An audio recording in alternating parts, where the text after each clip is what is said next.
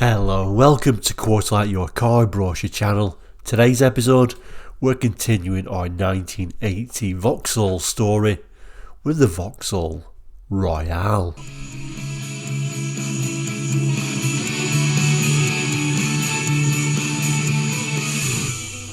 Hello and welcome back to Quarterlight. Now if you're new to Quarterlight, we're a car brochure channel here on YouTube, looking at car brochures from around the world for the 60s, 70s, 80s and 90s and sometimes beyond that as well. So if you're interested in cars in general, car brochures, car memories, really the channel really is about memories really, and sort of these images of these cars really invoke, memories of the time, and I'd love you to always share those, pop them in the comments, always very interesting to read. Now if you do enjoy all that, please do consider subscribing. It is all completely free. It doesn't cost a penny.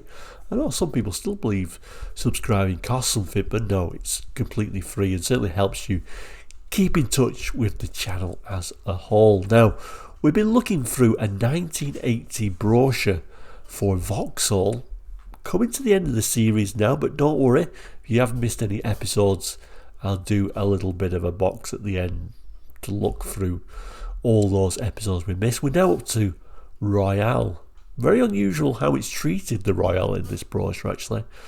And then we'll kind of like compare it to pretty much what is the same car, the Opel Senator. So let's pop that on the board now.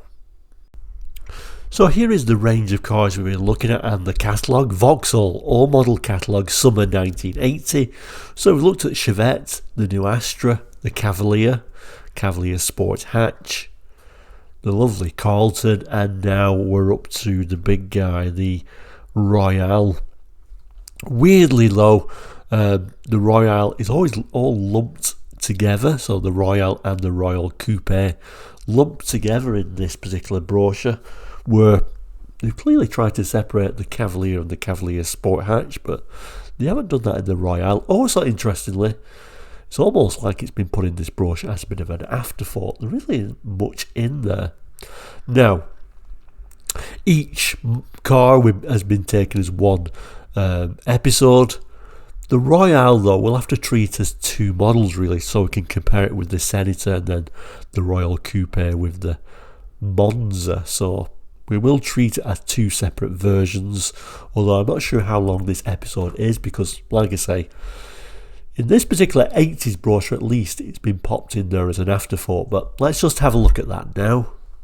So here is the Royale page, and you can see it's been lumped together, the Saloon and the Coupe version, but like I say, let's just try and ignore the Coupe. We'll have a look at that in a bit more detail next week so we can compare that with the Monza. But let's just have a look at the text, how it introduces it. It tells us Royale, very, very occasionally a car establishes a great reputation for all-round excellence. The Royale is such a car, distinctively styled and strong image of craftsmanship. Every detail of both Saloon and Coupe expresses refinement. Fair enough. And here it is, the Royale Coupe. Not a bad looking car overall. And remember at this time, the Vauxhall and the Opel models were being sold in the UK at the same time. Again, this is probably another of the issues for both the Royale, Saloon and Coupe, really, in that essentially they're extremely similar, or pretty much the same as the Senator in the Saloon's case. I always think with the Royale even more so, because you can see we've got headlight wipers, and at this time that was more of an Opel thing than a Vauxhall thing, to be honest. The interesting thing with this 1980s brochure really is there isn't that much information about this car in this particular brochure. Because when we turn the page, here we're talking about DTV success. Over here, the Royale, and like I say, it's lumping both the Saloon and the Coupe in this tiny little page. Very peculiar, almost like they've almost given up with this model at this time. We'll have a look at the images though. There is the boot area, which is quite a cavernous boot. Did like how they put the Vauxhall strip between the two lights, or the rear lights, I must admit. Inside, a pleasant if old-fashioned interior. Lots of this, what looks like fake wood in there. Big automatic transmission in there. Nothing overly exciting for what is a luxury saloon though, other than the seats, I think. So seats certainly look very comfortable and something a little bit special, and obviously depending on your exterior colour, depending on which interior colour you got. But I did like how Vauxhall were very brave in their interior colour choice at the time. In the text, it's really rambling really, so I'm not going to look into too much detail on there, but it's saying there's only one optional and extra available: air conditioning. So everything else it's telling us is standard piece of kit on what is essentially just one model, powered by a 6-cylinder 2800 power unit. So that's what Vauxhall were using. And that's it, that's all there really is on the Royale Saloon and Coupe. It does tell us at the bottom that a full description and specification of the Royale Saloon and Coupe is presented in a special lavishly illustrated Royale catalogue available from your Vauxhall dealer. So not even any specs in this brochure for it, but I'll show you what it's talking about there. This is the one that it's talking about, this special catalogue, but really essentially all these models would have had a separate brochure, so even that isn't particularly that special. And notice we always seem to be using this same saloon, so not many images overall for the Royale at this time. And I'd go so far as to say most of this catalogue is talking about the coupe anyway. The saloon is almost a bit of an afterthought, but these are rather nice images on this page. These little detail pictures, so halogen headlights for a widespread powerful beam that allows fast, safe driving at night, and we can see those wipers on there as well. Then we get extract events behind the saloon's third side window, help change inside air 3 times a minute. Special rear lamp cluster lenses minimise confusing reflections in sunlight, giving brighter, clearer signals. Also notice the little Royale badge on the boots there. We are going to talk about the wipers. So the headlight wash wipe system, fitted as standard, operates with the screen wash when the lights are on. The deep boot will swallow nearly 14 cubic feet of luggage, which doesn't have to be removed to get at the spare. And then finally what it describes as the elegant door-mounted mirrors are shaped to deflect dirty spray away from the side windows. So there we go, that is the Royale. But I think overall the main problem with the Royale is I don't see many reasons why I would choose this over the Opel model. Some of the other models, like I say with the droop snoots particularly, there were certain features on there I think I would have preferred the Vauxhall, but I think you would have had to be a die-hard Vauxhall fan to choose the Royale over the Senator. So let's have a look at the Senator. So there we go, essentially the same car, and like I say, at this time in the UK there was an Opel dealer, there was a Vauxhall dealer, so kind of like competing against each other in some ways. We'll have a look at the text to see what they had, and then we'll probably come over these images again. So it says, a rare combination of performance, comfort, safety and style, the award-winning Senator offers a thoroughly engineered approach to prestige motoring. The 2.8S has 140 bhp, 6-cylinder engine for crisp acceleration, allied to responsive handling and all-disc braking. It's a long list of standard equipment, including such features as electric windows, headlamp wash wipe, a steel sunroof and power steering. But we've also got something else as well. We've also got on this one, for the ultimate in Senator performance and luxury, there's a Senator CD with its 3-litre fuel-injected engine, standard automatic transmission, and a specification that includes central locking, heated front seats, rear seat belts, and an electromagnetic boot lock. Senator by Opel. Executive Express par excellence. Interior, actually a very similar sort of idea as what you got on the Vauxhall actually. Some interestingly coloured seats and a bit of this not the nicest looking wood. And then the main image with this strange dark background. One of the things I did like about the Senator is how they treated the rear lights, this sort of like dark and light treatment, which you can see a little bit better on this earlier brochure in 78 promoting the 3 litre E. I did prefer the rear light treatment on the Senator overall, and must have been one of the, if not the, certainly one of the earliest times that, you know, a company was putting smoked rear lights. I always think of this as more of an 80s thing, but here it's been shown in the 70s, the late 70s, 1978 in this particular case.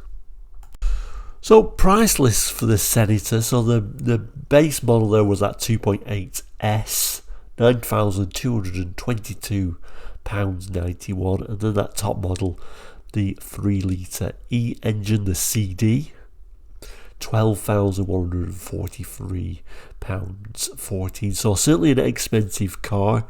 Sadly, I don't have the Vauxhall price range for this time period, but it certainly gives you an indication of the difference in prices between the 2.8 and the 3 litre. So certainly the Royale is going to be nearer that sort of 9,200 price point. I can imagine it's maybe even cheaper than that. I'm not 100% sure.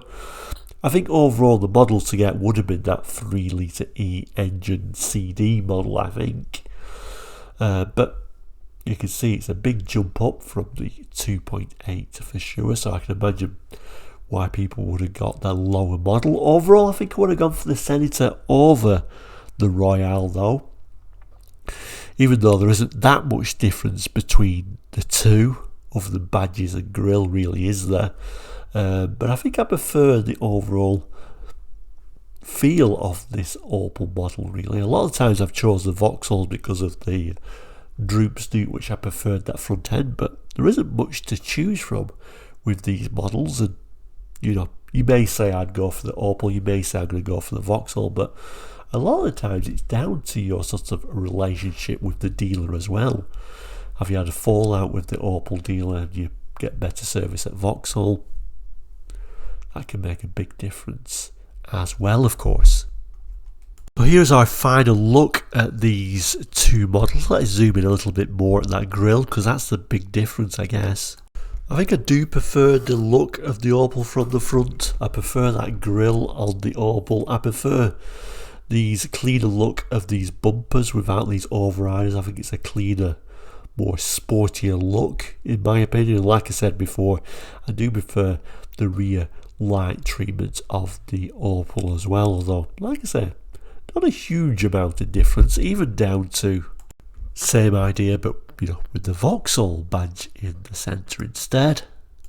I think the main problem with these cars at this time really is, I think they were quite rust prone vehicles, and also, you know, you think you're going to spend some time at the fuel pumps. They're not going to be exactly lightweight, fuel efficient cars, are they?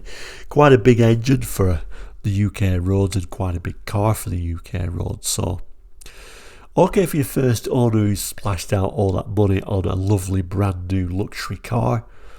Depreciation heavy. Second, third, fourth owner, you know, you'd struggle. And of course, I think particularly for the Vauxhall, I think the cool factor wasn't there. Possibly the Opel was a little bit of a cooler overall vibe, I think.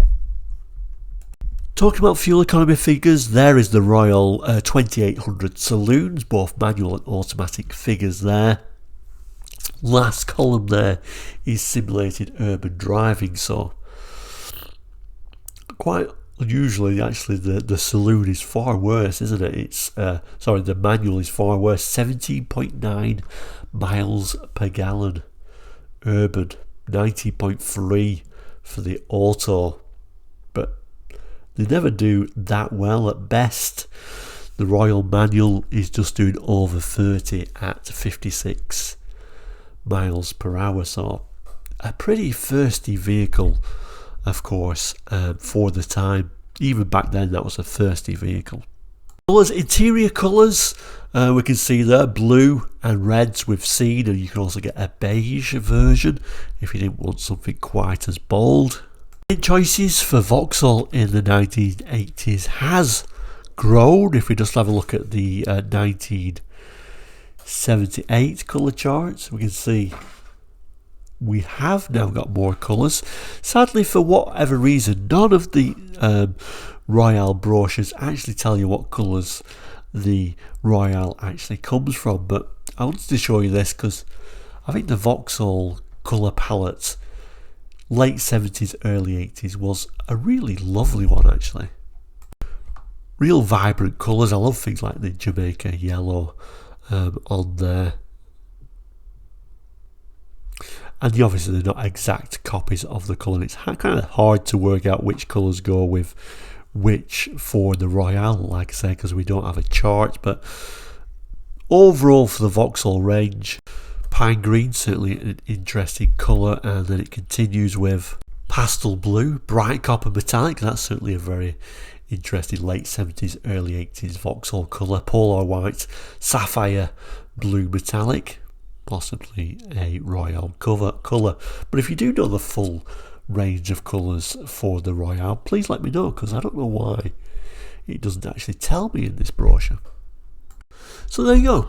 A little bit of a quicker episode, I guess, because there isn't that much in that brochure on the Royale Saloon. Next week we'll look at the Royale Coupe, probably a similar sort of length of video next week, and then we'll wrap it up, do a bit of a conclusion, see which is our favourite model. But let's stick with today.